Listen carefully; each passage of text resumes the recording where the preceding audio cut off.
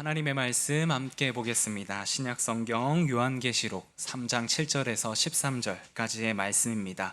요한계시록 3장 7절에서 13절까지의 말씀을 제가 봉독해 드리겠습니다.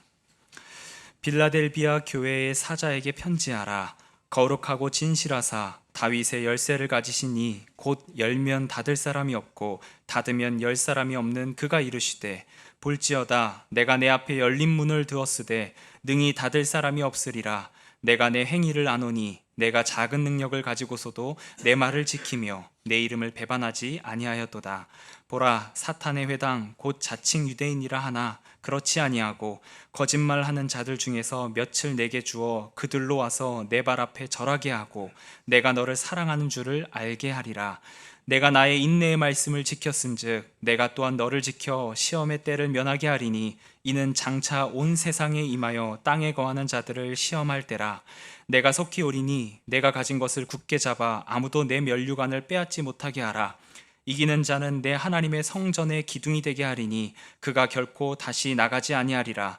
내가 하나님의 이름과 하나님의 성 곧 하늘에서 내 하나님께로부터 내려오는 새 예루살렘의 이름과 나의 새 이름을 그 위에 기록하리라. 귀 있는 자는 성령이 교회들에게 하시는 말씀을 들을지어다. 아멘. 여러분 잘 지내셨습니까? 제가 얼굴이 까맣게 좀 탔죠. 햇빛을 받아서 탄 게 아니라 이 자리에서 예배하고 싶은 마음에 속이 타서 그 속이 탄 마음이 얼굴로 지금 나온 겁니다. 농담이 아니에요. 제가 그 지난 주일에 예배 드릴 때 그 튀르키예에서 이제 한 호텔에서 그 아침 예배를 드렸는데요. 그 예배를 드릴 때 그 튀르키예가 뭐 98%가 다 무슬림이잖아요. 그래서 예배를 드릴 수가 없습니다. 그래서 드러나게 예배 드리면 잡혀가거나 경고를 먹거나 그 예배를 인도한 이제 선교사들은 추방되는 위험에 놓인 국가입니다. 그러다 보니까 이제 호텔의 가장 깊숙한 아래층 지하에서 모여서 예배를 드리는데요. 예배를 드리는 찬송 소리가 바깥으로 퍼져나가면 안 되니까 찬양할 때도 조용하게 찬양을 했습니다. 그러면서 그 찬양을 하는 가운데 저희가 1부, 2부 예배 때 우리 신희주 목사님 찬양 소리에 맞춰서 마음껏 찬양했던 그 자리가 너무나 귀하다라고 여겨지는 거예요. 너무 그 찬양의 가사는 은혜가 돼서 크게 부르고 싶은데 그것을 소리를 줄여서 찬양한다. 그것이 좀 마음에 이렇게 신경에 쓰이더라고요. 그리고 성가대 우리 찬양대 찬양들이 마음껏 하나님을 향하여 찬양하는 그 찬양들이 얼마나 듣고 싶었는지, 함께 모여서 기쁘게 예배한다라고 하는 이 자리가 얼마나 복된 자리인지 떠나고 나서야, 정말 예배할 수 없는 곳에 서 있고 나서야 깨닫게 되었습니다. 그래서 돌아가서는 그 예배의 자리 한순간 한순간을, 찬양하는 그 한순간 한 시간을 정말 소중하게 여기며 그것을 오늘 내게 주신 기회로 붙들고 최선을 다해야 되겠다. 그리고 우리 성도님들과 그 마음으로 우리 교회를 세워가야 되겠다라는 생각을 했습니다. 여러분들, 오늘 여러분들이 이 자리에서 예배하는 것은 정말 하나님께서 여러분들에게 주신 가장 훌륭한 그리고 선하고 귀한 기회입니다. 이 기회를 놓치지 마시고 전심을 다해서, 최선을 다해서, 마음을 다해서 하나님께 찬양하고 예배하고 기도하시기 바랍니다. 하나님은 그런 찬양과 예배와 기도를 기뻐 받으십니다. 그런 교회로 세워지는 우리 높은 뜻 세움교회가 되기를 주님의 이름으로 축원합니다. 오늘은 교회 세움행전 6번째 시간으로 기회를 붙드는 교회라는 제목으로 함께 말씀을 나누고자 합니다. 우리가 지금까지 이제 소아시아 7교회를 살펴보고 있는데요. 지난번까지 4대 교회를 살펴보고 오늘은 이제 빌라델비아 교회를 함께 살펴보고 그 교회를 향한 주님의 편지의 내용을 들여다보고자 합니다. 이 소아시아 7교회 중에 주님께 칭찬만 받은 교회가 2교회가 있습니다. 서머나 교회와 빌라델비아 교회입니다. 그런데 이 서머나 교회를 향한 칭찬의 내용보다 빌라델비아 교회를 향한 주님의 칭찬의 내용이 훨씬 더 구체적이고 의미가 있어 보입니다. 예수님은 빌라델비아 교회를 향하여 너희는 비록 작은 교회이지만 말씀을 굳게 지키며 주님을 배반하지 않는 교회다라고 칭찬을 하십니다. 예수님께서 칭찬하셨던 것은 교회의 규모나 그 교회가 하고 있는 사역의 크기나 교회로 모인 사람들의 인원을 보고 칭찬하시는 것이 아니고요. 그 교회가 얼마나 본질을 붙들고 그 교회가 얼마나 주님의 말씀을 지키며 살아가고 있는가, 규모와 크기와 상관없이 그 교회가 작지만 그 말씀을 굳게 붙드는 그 교회를 칭찬하시고 기이 여기신다라는 말씀입니다. 지난 주간에 제가 튀르키예에서 이 본문의 말씀을 묵상하면서 우리 높은 뜻 세움교회도 작은 교회이지만 이렇게 주님께 칭찬받는 교회가 되면 좋겠다 하는 생각을 하면서 이 말씀을 묵상하면서요, 빌라델비아 교회가 그런 칭찬을 받았는데 그 교회가 어떠한 모습, 어떠한 믿음의 모습이 있었길래 이런 칭찬을 받았는가, 그 빌라델비아 교회 현장에 가서 그걸 꼭 느껴야 되겠다라는 마음으로 이제 기대에 차서 이제 빌라델비아 교회를 방문을 하였습니다. 그런데 이 빌라델비아 교회를 방문하기로 하고 그 교회로 이제 들어서는 그 순간부터 가이드가 이야기합니다. 지금은 빌라델비아 교회에 흔적이 없습니다. 그러니까 초대교회의 그 흔적은, 초대교회는 건물로 세워진 적이 없죠. 주님께서 이제 편지를 보내셨을 때도 어떠한 교회로 모인 이런 공동체 교회의 어떤 한 건물을 향하여 편지를 보낸 것이 아니고요, 흩어져서 신앙생활을 하고 또 모여서 예배를 드리고 있는 그 공동체를 향하여 편지를 보낸 것입니다. 그럼에도 불구하고 이제 빌라델비아 지역에 세워진 교회라고 하니까 기대감을 가지고 제가 그곳을 방문했습니다. 근데 이제 빌라델비아 교회는 없고 이제 주후 6세기 비잔틴 시대에 세워진 사도 요한 기념교회가 그 빌라델비아 도시에 세워져 있더라고요. 그래서 그 도시에 세워진 그 교회를 방문을 하면서 그 교회에 담긴 의미와 그 교회가 가지고 있는 신앙을 좀 발견하려고 애를 쓰고 찾아봤는데요, 제 눈에는 그 무너진 돌멩이와 그냥 허름하게 세워진 이제 기둥만 남아있는 것을 보면서 이 교회가 어떠한 삶을 살아갔는지 그 흔적을 거기에서 찾아보기는 쉽지는 않았습니다.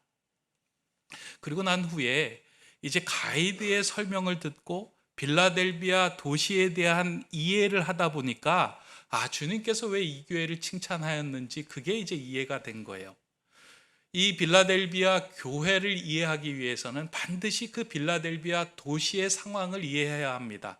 지금까지 우리가 계속해서 이제 소아시아 교회를 살펴볼 때 그 도시를 제대로 이해할 때 교회가 어떠한 믿음을 지켰는지, 어떠한 신앙생활의 칼날을 가졌는지를 우리가 이제 알게 되는 것처럼 빌라델비아 교회도 마찬가지더라고요. 빌라델비아 교회에 대해서 제가 좀 찾아보니까 빌라델비아는 사대에서 약 40km 남동쪽으로 떨어진 곳에 위치한 이제 상업도시 지역으로 발달한 곳입니다. 한번 우리가 사진으로 한번 지켜보면은요, 이제 우리가 에베소, 서머나 항구 쪽으로, 그 다음에 버가모, 그리고 이제 내륙 쪽으로 두아디라, 사대, 그리고 이제 이 분홍색으로 펜으로 표시한 그 곳이 빌라델비아, 그리고 다음 주에 살펴볼 곳이 이제 라오디게아 교회입니다.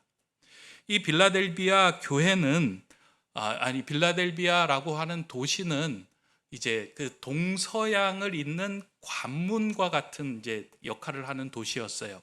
그러니까 로마의 서양의 문화와 그다음에 서양의 그 영향력을 동양으로 흘려내려 보내는 관문과 같은 중요한 도시의 역할을 하는 곳이 이제 빌라델비아 지역이었습니다. 근데 이 빌라델비아 도시가 가지고 있는 특징 가운데 하나는 이 지역이 이제 지진이 잦은 거예요. 근데 그 지진 중에서도 특별히 지진에 가장 강한 타격을 받았던 지역이 이 빌라델비아 지역입니다. 그러니까 주후 17년하고 주후 23년경에 터키의 지금의 땅 튀르키예에 거대한 지진이 일어나는데 그 지진으로 인해서 빌라델비아라고 하는 도시가 하루아침에 다 건물들이 무너진 거예요. 그리고 그곳에 사는 사람들이 망연자실하게 이제 앉아 있을 때 그 도시를 다시금 재건하기 위해서 막대한 재정 지원을 했던 것이 로마 정부였고, 로마 황제였고, 티베리우스 황제가 그 일들을 이제 감당하게 됩니다. 여러분 생각에 2000년 전에 무슨 건물이 있었을까라고 생각이 될 수 있어요. 도시가 무너지면 그냥 뭐 초가집이나 무너졌겠지라고 생각을 하는데요. 제가 이번에 그 성지 순례를 하면서 보니까 그 2000년 전에 세워졌던 그 아크로폴리스에 세워졌던 거대한 신전과 황제 숭배를 했던 그런 어떤 신전들의 모습을 보니까요. 이게 어마어마한 거예요. 그러니까 지금 우리 도시에 내어놔도 전혀 손색이 없을 정도로 아름답고 그 위용이 대단한 그런 건물들이 곳곳에 세워져 있었습니다. 근데 그것들이 무너지는 상황 속에서 많은 사람들이 이제 그 낙심하고 절망해 있을 때 로마 정부로부터 큰 도움을 얻게 된 겁니다. 그리고 그 황제를 기리며 숭상하는 신전을 세우게 되고요.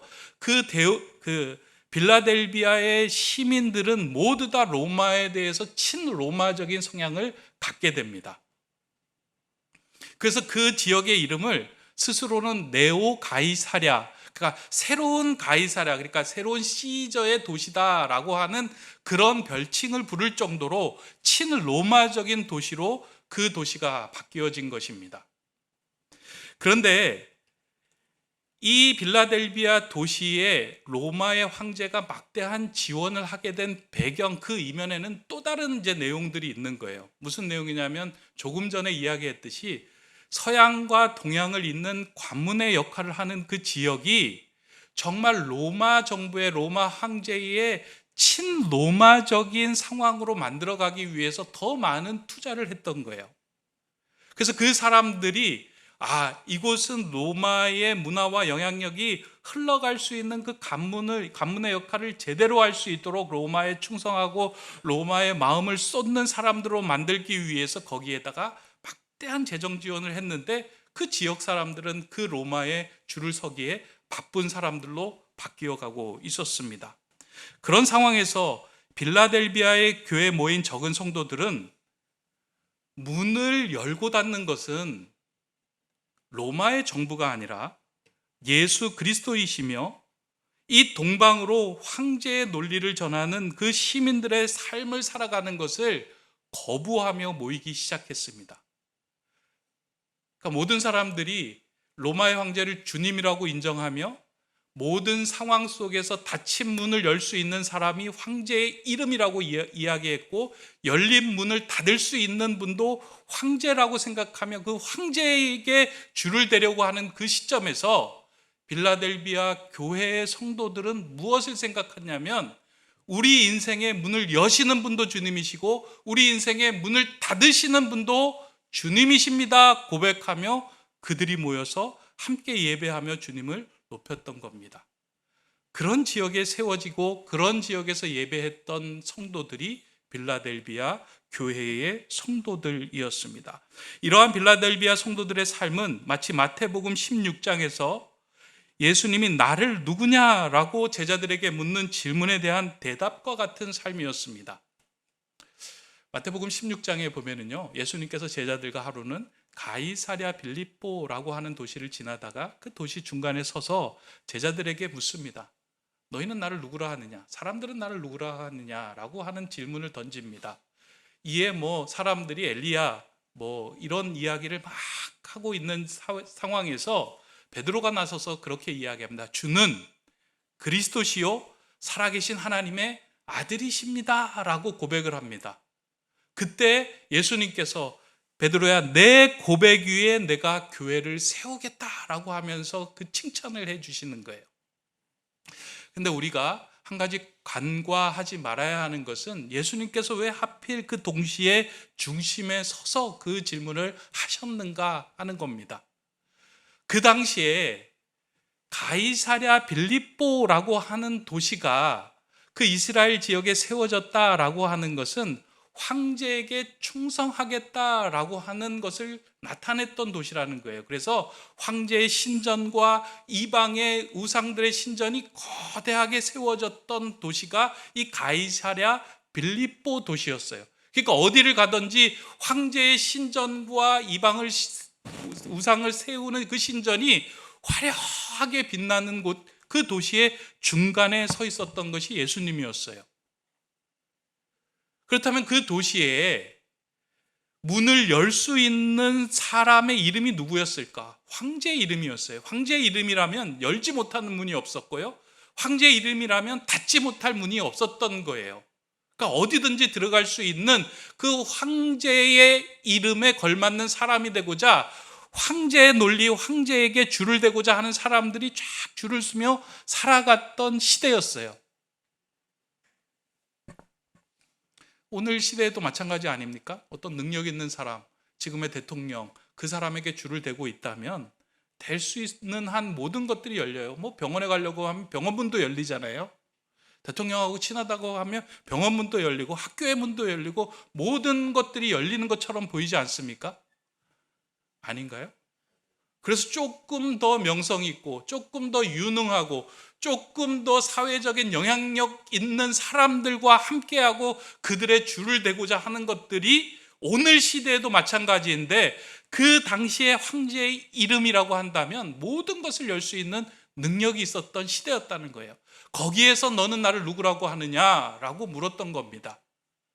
그때 베드로가 고백을 하죠. 주는 그리스도이십니다. 주님이 주님이십니다. 주님이 하나님의 아들이십니다. 이 땅의 문을 열고 닫으시는 분은 주님이십니다. 문이 열리는 것도 주님의 은혜고 문이 닫히는 것도 주님의 능력으로 닫히는 것입니다. 그 고백을 한 거예요. 근데 빌라델비아 교회 성도들은 그 믿음을 삶으로 살아냈던 것입니다. 우리의 인생의 문을 열고 닫으시는 분이 주님이십니다.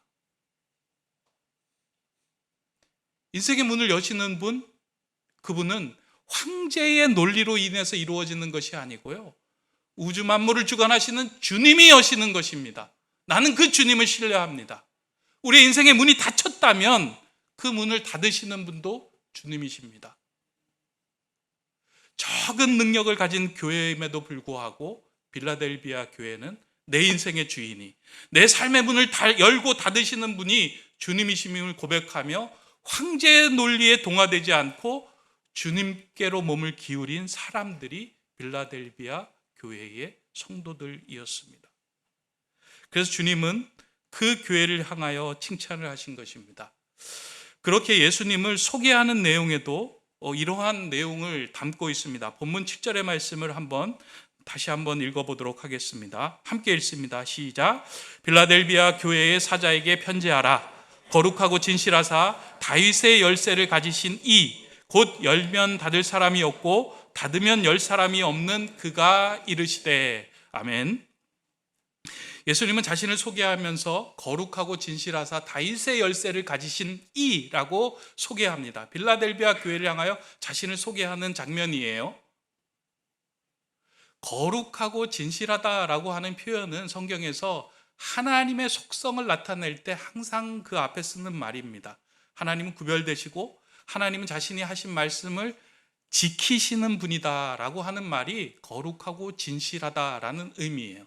그리고 다윗의 열쇠를 가지신 이라고 표현하는 것은 우리의 인생의 모든 문을 열고 닫으시는 그분,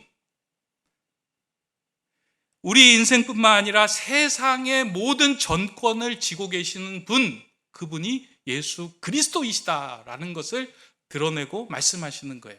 여러분, 이 사실을 믿습니까?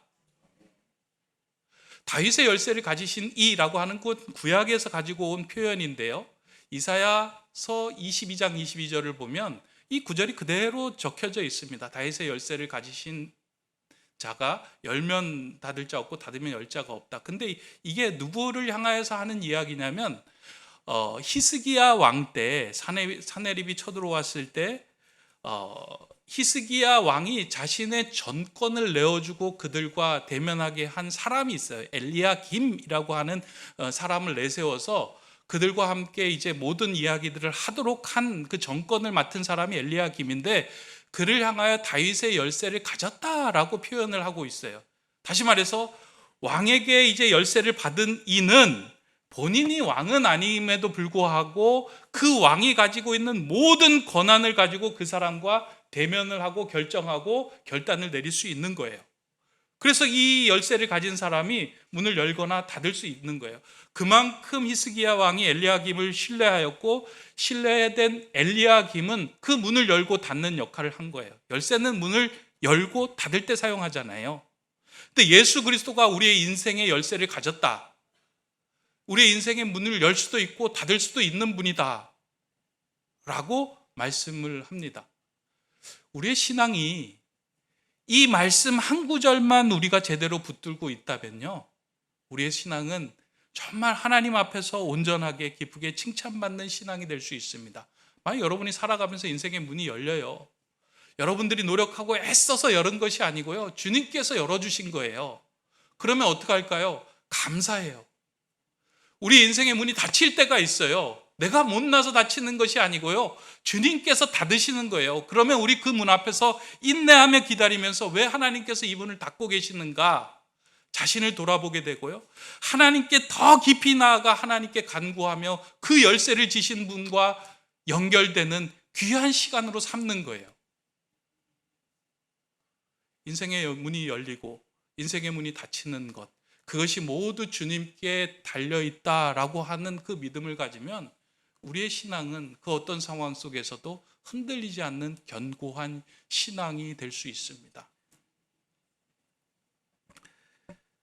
우리는 예수님을 주님으로 고백하면서도 많은 부분에는 우리의 삶의 문을 열려고 할 때는 황제의 논리로 그 문을 열려고 할 때가 많이 있습니다. 잘 생각해 보세요. 여러분의 문이 닫혀 있을 때 그 문을 열려고 할 때 다윗의 열쇠를 가지신 그 주님 앞에 엎드려 간구하며 이 문을 열어주십시오 간절히 간청하는 것이 아니라 황제의 논리, 이 문을 열 수 있는 사람들, 이 문을 열 수 있는 유능한 것들이 무엇이 있을까, 거기에 우리의 마음을 쏟을 때가 많이 있습니다. 그리고 그런 사람, 그런 환경, 그런 능력이 없다라고 생각할 때는 한없이 우리가 의기소침해지고 우리가 부끄럽게 여겨지고 우리가 자신감을 잃게 되는 경우가 많이 있습니다. 그리고 우리가 문이 열려질 때는 어떻게 생각해요? 내가 애써서 노력하고 수고하고 힘써서 이 문을 열었다. 그래서 한없이 교만한 그 길을 가게 됩니다. 자세히 들여다보면요, 그 안에는 어떠한 논리가 들어있느냐면 로마 황제의 논리가 그 기둥이 굳건하게 서 있는 거예요. 큰 교회를 다니면 내가 내 믿음이 좋은 거라고 생각을 해요. 그래서 교회 어디 다니십니까? 그럼 요즘 뜨고 있는 교회라고 하면 이런 교회 다닙니다 라고 자랑스럽게 얘기하고요, 그냥 작은 동네에 있는 교회에서 묵묵하게 신앙생활 하는 그분들은 교회 어디 다니십니까? 동네 교회 다녀요 라고 이야기를 하며 그냥 뭔가 큰 교회 다니면 믿음이 좋고 교인들이 많으면 신앙생활 잘하고 교인들이 소수이면 믿음이 없고, 그런 상황의 생각을 우리가 하고 그런 기둥들이 우리에게 세워지고 있어요. 제가 이번에 튀르키예 그 성지 순례를 하면서 교회를 어떻게 세울까 하면서 그 7교회와 그리스에 있는 교회를 돌아보았는데요, 제 눈에 들어온 건 모든 교회 돌담들이, 그 벽들이 다 무너졌더라고요. 제대로 세워진 교회들이 하나도 없어요. 다 무너졌어요. 그러나 이 땅에 예수 그리스도를 믿는 사람들은 있어요. 복음을 붙들고 오늘도 열심히 살아가는 사람들은 있어요. 제가 그거 보면서 그 생각을 한 거예요. 우리가 가지고 있는 황제의 논리가 온전하게 무너지지 않으면 교회는 온전히 설 수 없는 거구나.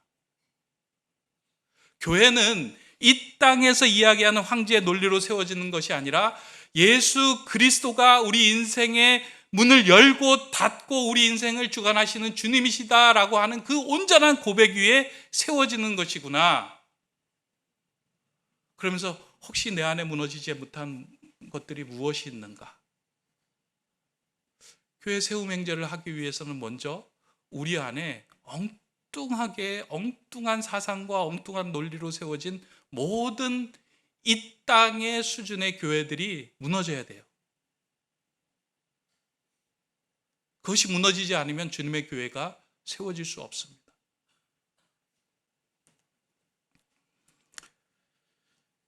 예수님께서 이제 자신을 그렇게 다윗의 열쇠를 가지신 이다라고 소개하신 후에 빌라델비아 교회를 향하여 이러한 칭찬의 말씀을 전하십니다. 본문 8절의 말씀을 함께 읽습니다. 시작. 볼지어다 내가 내 앞에 열린 문을 두었으되 능히 닫을 사람이 없으리라. 내가 내 행위를 아노니 내가 작은 능력을 가지고서도 내 말을 지키며 내 이름을 배반하지 아니하였도다. 아멘. 빌라델비아 교회는 작은 능력을 가지고서도 주님의 말씀을 지키고 그 이름을 배반하지 아니하였다라고 하는 칭찬을 받습니다. 그러니까 이것 어렵게 이해할 필요는 없고요. 빌라델비아 교회는 소수였다라고 이야기합니다. 작은 교인들이 모여서 신앙생활했던 곳이다라고 이야기를 해요. 다른 7교회에 비해서 가장 작은 교회가 빌라델비아 교회였다라고 말합니다. 그럼에도 불구하고 빌라델비아 교회는 주님께서 그들에게 문을 열어두실 때에 그 문으로 들어가는 기회를 놓치지 않고 그 문을 기회로 삼아서 선교의 기회, 구원의 기회, 복음을 전하는 열정적인 기회로 그들은 삼았다라는 것이에요. 열린 문을 두었는데 그리로 들어가는 것을 두려워하지 않고 그 문으로 들어선 교회라는 거예요. 여러분 앞에 열린 문이 있어요? 주님께서 여러분을 초청하는 문이 있어요? 그 문 앞에 서서 우리는 늘 이렇게 생각을 해요. 아, 내가 능력이 없어서, 내가 부족해서 그 문으로 들어가지 못하지. 여러분에게 선교의 문이 활짝 열렸어요? 누군가 복음을 전하는 문에 있었어요? 아, 내가 내성적이고 내가 할 수 없지. 자꾸 나의 능력만 보는 거예요. 근데 빌라델비아 교회는 소수이고 부족하고 작고 약했지만 자신의 능력을 보지 않고 누구를 보았을까요? 하나님의 크신 능력을 보고 그리로 들어갔어요. 사실 빌라델비아 교회의 그 빌라델비아 도시의 운명이 무엇이었냐면 서양과 동양을 연결하여 서양에 가지고 있는 그 황제의 문화를 동양으로 끌어다니는 그 관문이었어요. 그러니까 그것을 전하는 문이었다고요. 어떻게 보기에는 교회가 교회로 서기에 너무나도 힘든 곳에 세워진 거예요. 온갖 황제 논리가 가득 차 있는 그 도시 속에서 신앙을 지키는 게 너무나도 어려운 거예요. 근데 빌라델비아 교회는 이 열린 문을 가지고 뭘 생각했냐면 이렇게 생각을 한 거예요. 아, 우리 도시가 가지고 있는 운명이 동양과 서양의 문화를 잇는 그런 관문이라면 우리는 이 열린 문을 복음과 선교의 문으로 삼겠다라고 생각을 하면서 그 복음과 선교를 전하는데 자신의 몸을 아끼지 않고 그 말씀을 붙들고 그 문으로 뛰어드는 거예요. 그러니까 빌라델비아 교회가 작을 수밖에 없었던 이유 가운데 하나는 튀르키예 지역이 지진이 많은 지역이잖아요. 그러다 보니까 지진이 심한 곳에는 사람들이 자꾸 떠나는 거예요. 그러니까 도심이 공동화 현상이 일어나는데요. 그 빌라델비아 지역에서도 이제 도심 공동화 현상이 일어나고 사람들이 이제 없고 그러다 보니까 누군가를 돕는 그 손길들이 많이 부족했을 때에 오히려 빌라델비아 교회는 적은 인원으로 그들을 돕는 일을 마다하지 않고 그들에게 나선 거예요. 그러니까 자기들도 자기 몸 살피기도 어려운데 주님의 사랑, 주님께서 하신 그 사명을 붙들고 그들을 돕고 복음을 전하고 선교하는 것을 오히려 그것을 기회로 삼은 것이 빌라델비아 교회였다는 거예요. 주님 그 모습을 칭찬하신 겁니다. 이 말씀을 읽으면서 제가 일본에서 이제 동경에서 있었던 일이 좀 이렇게 잠깐 생각이 났습니다. 12년 전에 2011년도에 동일본 대지진이 일어났을 때 제가 이제 일본에서 교회에서 목회를 하고 있었는데요. 그때도 지금처럼 한 150명 정도의 교인들이 함께 모여서 예배하고 신앙생활 했어요. 근데 또 지진이 엄청 크게 일어나다 보니까 이제 성도들이 다 이제 마음이 흔들린 거예요. 마음이 흔들렸다라고 하는 것은 이제 방사 원자로도 터지고 막 이런 상황에서 야, 동경에 남아 있다가는 우리 아이들도 위험해지고 우리들도 위험해지겠다라는 생각에 이제 한국으로 많은 분들이 이제 그 귀국을 하셨어요. 그리고 귀국 안 하신 분들은 동경에서 이제 그 남단까지 그 이주를 해서 그곳에서 이제 잠시 몸을 피하고 있었을 때에 그 교회에 떠날 수 없어서 남았던 사람들과 그리고 이제 그 교회를 지키고 있었던 성도들이 한 6, 70명 정도 됐던 것 같아요. 그럼에도 불구하고 이제 그분들이 함께 모여서 회의를 했습니다. 이 상황에서 우리 교회는 어떻게 해야 하는가? 그때 이제 교회가 당황 상황이 무엇이었냐면, 교회 예배드리던 장소에 지진이 나서 그 교회를 비워주고 새로운 곳을 찾아야 되는 상황이었어요. 또 교회 돈이 들어가기도 하고 여러 가지 일을 해야 되는 그 상황에서 이제 여러분들이 의견을 낸 게, 주님께서 우리를 이곳에 심으시고 교회로 세우신 데는 분명한 이유가 있다. 지금 이게 위기이기는 하지만 오히려 선교의 문이 열린 상황이다. 그래서 우리가 그 지진이 일어나고 쓰나미가 일어나서 피해를 받은 그 지역을 도우러 우리 교인들이 함께 가자라고 결정을 한 거예요. 그래서 그날부터 이제 준비를 했죠. 왜냐하면 방사능의 그 비를 맞으면 이렇게 위험하잖아요. 그러니까 우비를 사고 장화를 사고 장갑을 사고 고무장갑을 막 여러 개 끼고, 그리고 이제 그걸 다 준비해서 버스를 타고 호텔을 잡고 거기에 이제 향해서 갔습니다. 그래서 갔더니만 뭐 대단한 일을 하는 건 아니에요. 그러니까 쓰나미로 이렇게 집들이 완전히 그냥 물에 잠겼다가 빠져나가니까 집이 엉망이 된 거예요. 뭐 피아노도 둥둥 떠나가고, 이제 그런 것들을 다 청소하고 가재도구를 막 정리해주고 물로 씻어내는 일들을 이제 한 3, 40명이 그 집을 하나 붙어가지고 열심히 청소를 했습니다. 동사무소에서 소개해준 집에 가갖고 그 청소를 열심히 한 거예요. 그리고 그 일을 하고 이제 돌아오고 몇 달 후에 그곳에 계신 선교사님으로부터 소식을 이렇게 전해 들었습니다. 목사님, 그때 가서 도왔던 그 집의 가정이 예수 그리스도를 믿고 그곳에 세워진 기도처를 세워가던 집사가 되었습니다 라고 하는 소식을 이제 전해 주신 거예요. 우리가 교회가 그 지역에 봉사하는 자들이 많으니까 쉼터하고 기도처를 할 수 있도록 저희가 이제 월세를 매주 내주면서 한 집을 빌려놨어요. 그 공동체에, 그 지역에.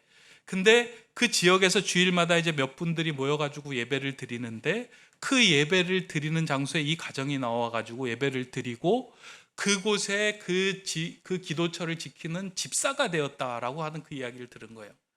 여러분들 뭐 그런 일 있을 수 있지, 그게 뭐 대단한 일이야 라고 생각할 수 있지만 사실 그렇지 않습니다. 일본 사람 한 명 전도하기 위해서 목회자가 10년을 모든 것을 쏟아 부어야지만 한 명이 전도가 돼요. 한 가정이 전도하기 위해서는 한 교회가 평생 그분을 놓고 기도할 때에만 될까 말까 한 일이에요. 근데 저희는 뭐 아무것도 모르고 그냥 그 문으로 들어가서 그냥 봉사하고 섬기고 돌아왔을 뿐인데, 주님께서 그 가정을 만지시고 주님의 가정으로 세워주시는 일들이 일어났습니다.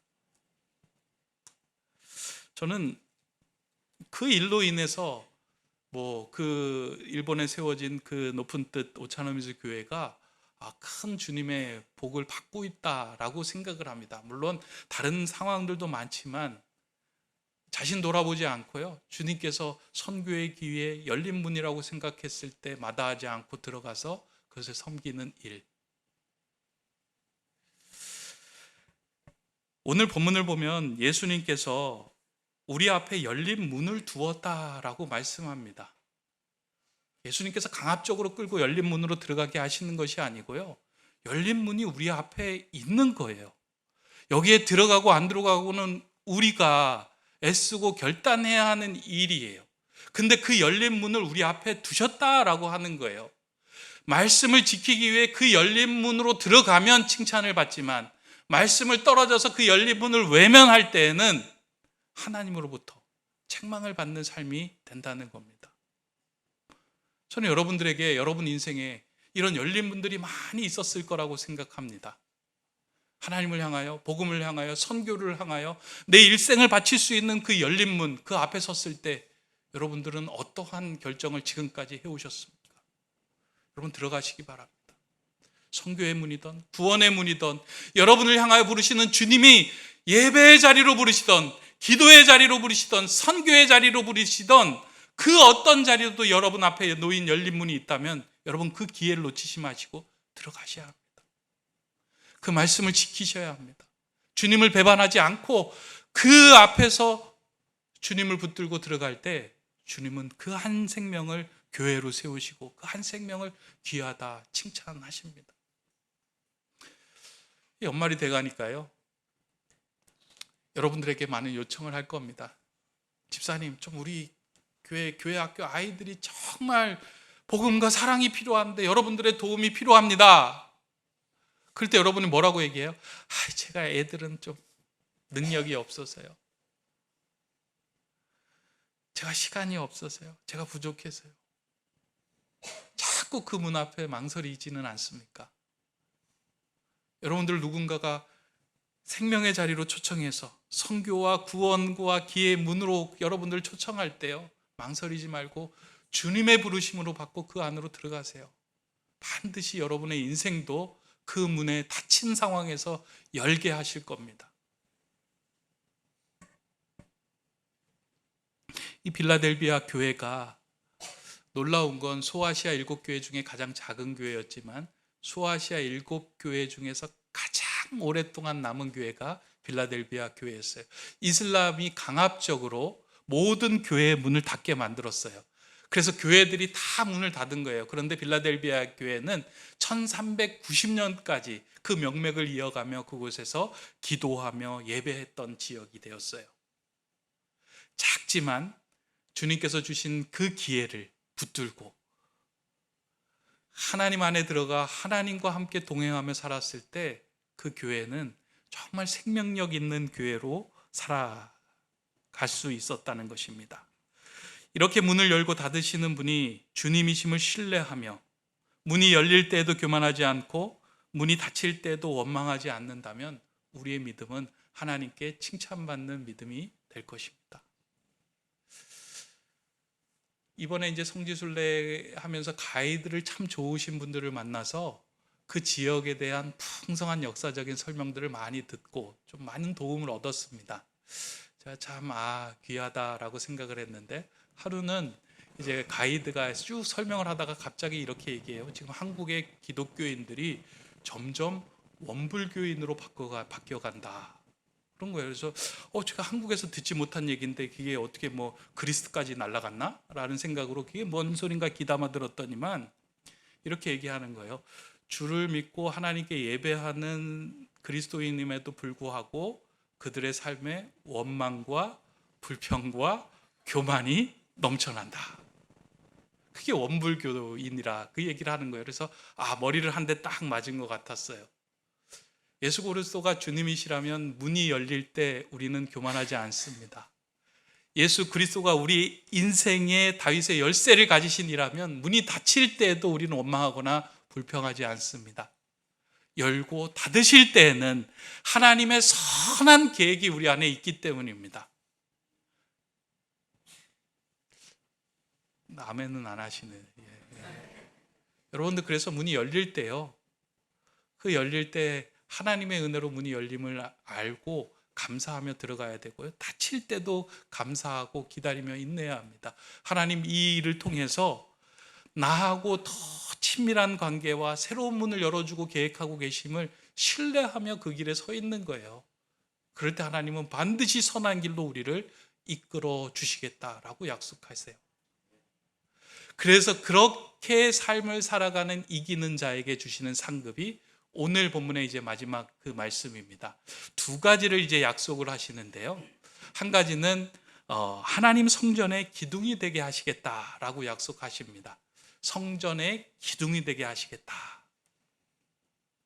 아마 그 지역 사람들이 가장 이해하기 쉬웠던 말일 것 같아요. 왜냐하면 지진이 많은 지역을 보니까 건물들 벽들은 다 무너졌는데요, 지진을 대비해서 굵게 강하게 세워둔 기둥은 남아있더라고요. 오늘까지도 그 기둥들은, 교회 기둥터는 남아있어요. 그러니까 하나님을 신뢰하고 하나님이 우리 인생에 다윗의 열쇠를 가진 신이라고 믿는 자들은 하나님 성전에서 내가 너와 함께하며 영원히 그 성전에서 나가지 않고 든든히 서 있는 자로 삼아주겠다라고 말씀하시는 거예요. 이게 정말 귀한 복입니다. 어떠한 상황에서 흔들리지 않고 교회에서 빠져나가는 인생이 아니라 주님께서 온전하게 기뻐하시는 그 하나님 성전의 기둥으로 나와 함께하는 자로 삼아주시겠다라는 거예요. 그래서 제가 그 빌라델비아 사도 요한 기념교회에서 사진을 찍었는데 여러분 한번 그 기둥이 얼마나 굵은지 한번 보세요. 요게 이제 그 빌라델비아에 세워진 교회예요. 교회 탑은 다 무너졌는데 그 사도 요한 기념교회인데 기둥이 있는데요. 이 기둥이 얼마나 굵은지 제가 그 뒤에 앞에 서서 한번 사진을 찍었습니다. 저기에 까만 옷을 입은 게 제고요. 저거요. 그게 기둥이에요. 그러니까 기둥을 아주 이렇게 굵게 세워놓은 거예요. 저는 여러분들이 하나님 성전에 다 기둥이 되시기를 소망합니다. 어떠한 상황에서도 지진에서도 우리의 삶을 흔들리는 그 어떤 것에서도 여러분들이 무너지지 않고 내 인생의 문을 열고 닫으시는 분은 주님이시다라고 하는 그 온전한 고백의 기둥이 여러분들 가슴 속에 굵게 세워지기를 주님의 이름으로 축원합니다. 이제 마지막 그 한 가지는 선물은 그 사람 위에 그렇게 살아가는 사람 위에 이긴 자 위에 이름을 기록하여 줄 것이다 라고 약속하십니다. 그 기록될 이름을 세 가지로 이야기하는데 먼저는 하나님의 이름, 그리고 두 번째는 새 예루살렘 성의 이름, 마지막은 그리스도의 새 이름을 주시겠다. 그 위에 새겨주시겠다라고 말씀합니다. 하나님의 이름은 이거예요. 너는 내 소유다라고 낙인을 찍어주시는 거예요. 하나님께서 내 인생 너 인생 내가 책임져 줄게. 너는 내 소유야. 하고 그 낙인을 찍어주시면서 이렇게 보장을 해주시겠다라고 하는 말씀이에요. 새 예루살렘 성의 이름이라고 하는 것은 하나님 나라의 시민으로 그 이름을 올려주겠다라고 하는 말씀이에요. 너는 이제 하나님 나라의 하나님 성의 시민으로 너를 삼아주겠다. 마지막에는 그리스도의 새 이름을 주겠다. 저는 이게 너무나도 은혜가 되는 거예요. 예수 그리스도의 새 이름을 주겠다. 그냥 예수 그리스도의 수준이 아니라 예수 그리스도와 친밀한 관계 속에서 너가 나를 부를 수 있는 새 이름을 너에게 허락해 주겠다라고 이야기를 하는 거예요. 그러니까 우리도 아주 친하고 아주 가까운 관계에는 서로 부를 수 있는 별칭이나 호칭이 있잖아요. 없나요? 그러니까 상대방을 부부를 부를 때도 호칭이 있잖아요. 그리고 부부를 핸드폰에 저장할 때도 새롭고 의미 있는 이름으로 저장을 하잖아요. 그냥 이름만 저장하면 정이 없잖아요. 근데 제가 이번에 터키에서 돌아오는 비행기에서 그 정없음을 발견하고 제가 깜짝 놀랐습니다. 제 아내 핸드폰을 제가 아내 핸드폰을 볼 일이 뭐가 있겠습니까? 근데 아내 핸드폰을 우연히 이제 뭐 하고 있는 걸 옆으로 이렇게 보니까 제 이름이 이제 그 저장이 돼 있는데 이름을 저장돼 있는데 장승철 이렇게 이름이 저장이 돼 있는 거예요. 막 너무 이렇게 속도 상하고 좀 뭐 이렇게 그렇더라고요. 저는 제 아내 이름을 내 미영 이렇게 이야기를 했거든요. 내 미영 뭐 이런 의미로 아내 미영이기도 하고 내 미영 막 이렇게 그냥 간지러운 걸로 그냥 저장을 했는데 제가 이렇게 툭 봤는데 장승철 누구나 부르는 이름이잖아요. 대부분 막 그렇게 저장해 놓으신 건 아니죠. 그래서 제가 바꾸라고 얘기했어요. 내가 장승철이냐고 막 새 이름을 좀 달라고. 그래서 아마 이름을 바꿨습니다. 그 자리에서. 근데 기억은 안 나요. 이렇게 뭔가 귀요미 남편 뭐 이 정도 되는 것 같은데.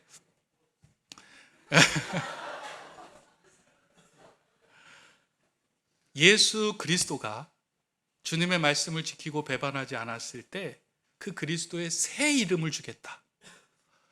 이게 너무나도 귀한 복인 것 같아요. 주님을 우리가 천국에서 만날 때 내가 뭐로 하여금 부를 수 있는 친밀한 관계에서 그 이름을 주겠다. 저는 너무 이게 기대됩니다. 여러분들 이 이름을 사모하며 또 그 하나님이 주시는 상급을 사모하는 저와 여러분 되시기를 간절히 바랍니다. 빌라델비아 교회는 작고 나약한 교회로 내세울 곳이 없는 교회였습니다. 목회자들과 성도들이 그리 선망하는 교회는 아니었습니다. 그럼에도 불구하고 예수님께서 그 교회를 칭찬하셨습니다. 황제의 논리로 봐서는 작고 나약했지만 예수 그리스도의 눈으로 봤을 때는 가장 크고 존귀한 교회였습니다. 저는 우리 노프트 세움교회가 누구의 논리와 누구의 눈을 따라갈 것인가? 우리 인생의 문을 열고 닫는 이는 누구이신가? 이에 대한 질문에 대한 정확한 대답을 가지고 그 대답을 삶으로 옮겨내는 우리 높은 데 세움교회와 저와 여러분 되시기를 주님의 이름으로 축원합니다. 그런 교회를 세워가시기를 소망합니다. 기도하겠습니다. 사랑의 하나님, 오늘도 빌라델비아 교회를 향한 말씀을 듣게 하심에 감사를 드립니다. 이 말씀이 우리 교회를 향한 성령님의 음성으로 듣게 하시고 잠자고 있던 것, 깨어있지 못한 것들이 다 깨어나는 말씀으로 받아들이게 하여 주시옵소서. 우리 인생의 문이 닫혔을 때 닫혔을 때 낙심하지 않게 하여 주시고, 우리의 인생의 문이 열렸을 때 교만하지 않게 하여 주시고, 우리의 인생의 문을 열고 닫으시는 이는 주님이시다, 다윗의 열쇠를 가지시는 이는 주님이시다 라는 그 믿음을 가지고 언제나 그리스도인으로 당당하게 살아가는, 교회로 온전히 서가는 주님의 자녀들 다 되게 하여 주시옵소서. 특별히 하나님, 이 지역에 우리 높은 뜻 세움교회를 세워주셨으니 우리 교회 앞에 문이 열렸을 때 그 문으로 들어가는 것을 주저하지 않게 하여 주시고, 선교의 문, 복음의 문, 구원의 문을 우리가 감당하고 들어가서 담대하게 그 문에서 주님의 말씀을 지키며 주님의 뜻으로 살아내는 귀한 교회로 세워지게 하여 주시옵소서. 그러한 은혜의 교회, 은혜의 성도 다 되게 하여 주시옵소서. 예수 그리스도의 이름으로 기도드립니다. 아멘.